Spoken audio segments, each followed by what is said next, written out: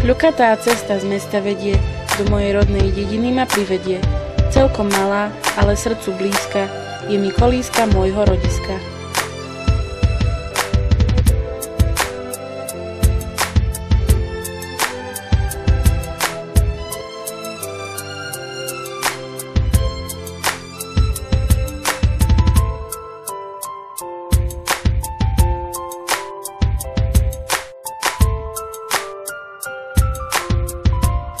Vítajte v obci Matejovce nad Hornádom. Samotná obec vznikla koncom 13. storočia. Obec Matejovce nad Hornádom leží na južnom úpätí slovenského ľudohoria v oblasti, ktorá sa vyznačovala intenzívnou banskou činnosťou. Obec leží pozdĺž rieky Hornád, obklopená zo všetkých strán krásnymi lesmi, lúkami a kopcami.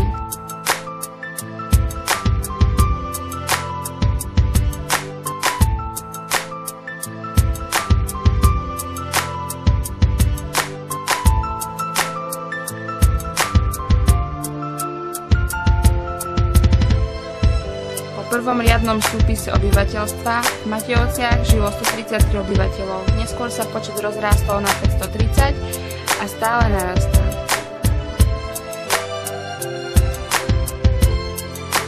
Medzi hlavné aktivity obce môžeme s určitosťou zaradiť aj dobrovoľný hasičský zbor, ktorý sa každoročne zúčastňuje okrskových súťaží. Obec reprezentujú aj deti, mladí hasiči, Plameň. Dobrovoľný hasičský zbor získal niekoľko ocenení. V roku 2003 zbor obdržal od okresného výboru Spišská Nová Ves oprávnenie nosiť medailu za zásluhy.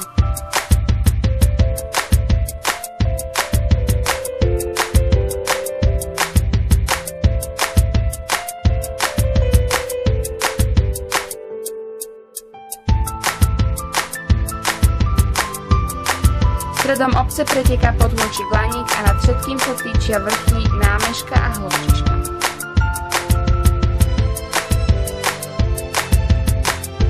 Obec má aj klub dôchodcov pri obecnom úrade, základnú školu, materskú školu, knižnicu a v obci aj futbalový klub Lokomotíva Matejovce nad Hornádom.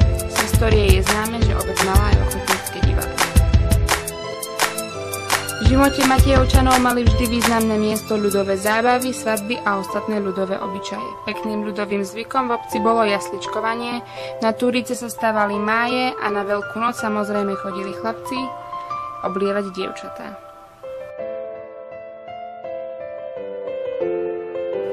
V obci je dominantou rímskokatolícky kostol svätej Kataríny Alexandrijskej, ktorý dala postaviť rodina Páčolt. Postupne však strácal pôvodný charakter. Pôvodný sa zachoval iba barokový oltár z roku 1750.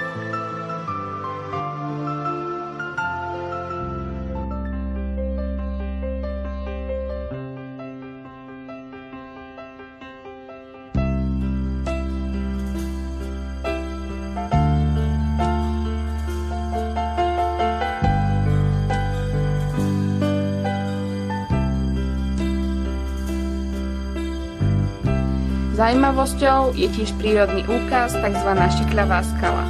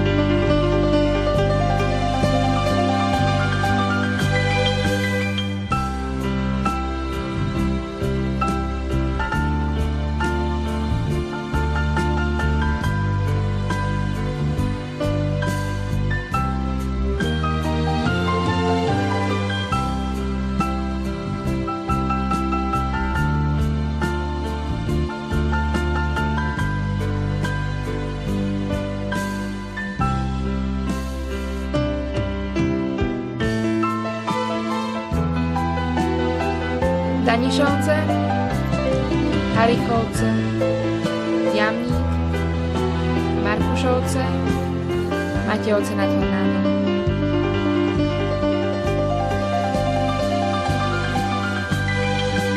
Odorín, Poráč, Rudňany, Teplička nad Hornádom.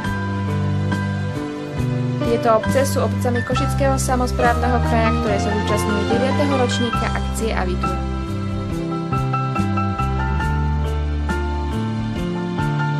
Spišské osvetové stredisko v spolupráci s obcou Matejovce nad Hornádom organizovalo na obecnom ihrisku podujatie Avitur 2011. Bol to 9.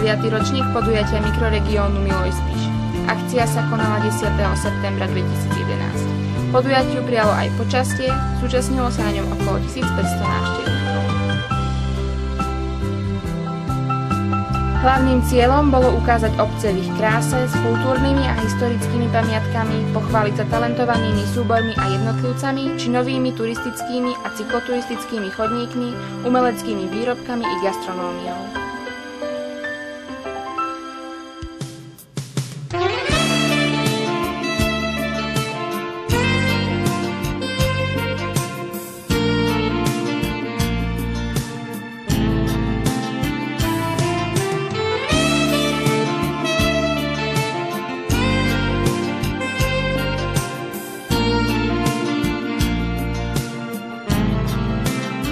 Na začiatku bola prezentácia 9 obcí, ich insignií, propagačných materiálov a ochutnávka starých spišských jedál a nápojov.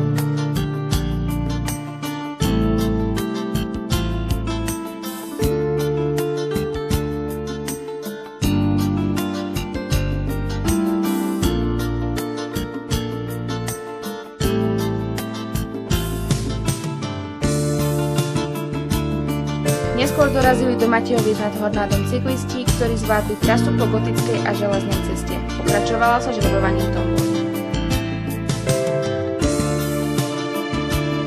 Súčasťou podujatia bola aj výstava Dokumenty doby, prezentačné stránky 9 obcí a tvorba, prezentácia a predaj remeselných výrobkov.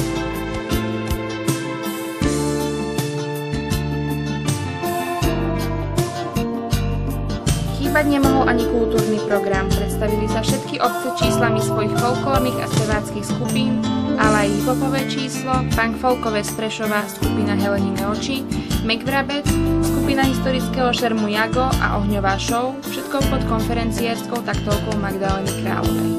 Záver patril voľnej zábave, do tanca hral Jozef Valkošák a Peter Malec.